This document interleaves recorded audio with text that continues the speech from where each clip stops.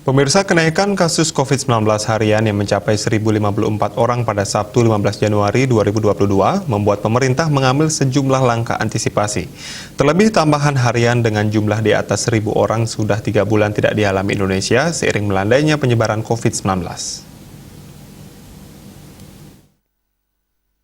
Dalam keterangan virtual usai rapat terbatas dengan Presiden Joko Widodo, Menteri Koordinator Bidang Kemaritiman dan Investasi Luhut Binsar Panjaitan mengatakan, pemerintah menyadari cepat atau lambat akan terjadi peningkatan kasus COVID-19 menyusul masuknya varian Omikron.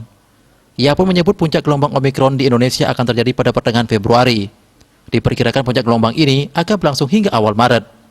Berdasarkan berbagai data yang telah kami amati, berangkat dari trajektori kasus COVID-19 di Afrika Selatan, puncak gelombang Omikron diperkirakan terjadi pada pertengahan Februari hingga awal Maret ini. Saya ulangi, dari hasil trajektori kasus COVID-19 di Afrika Selatan, puncak gelombang Omikron diperkirakan terjadi pada pertengahan Februari hingga awal Maret ini.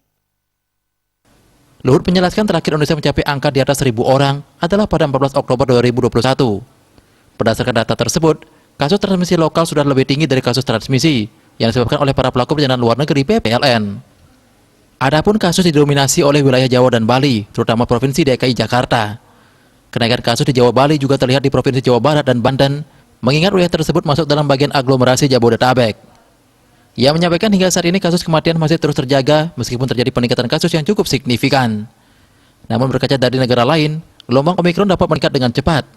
Pihaknya memprediksi bahwa peningkatan kasus berpotensi naik lebih tinggi di Provinsi DKI Jakarta jika tidak hati-hati. Bali Pos melaporkan.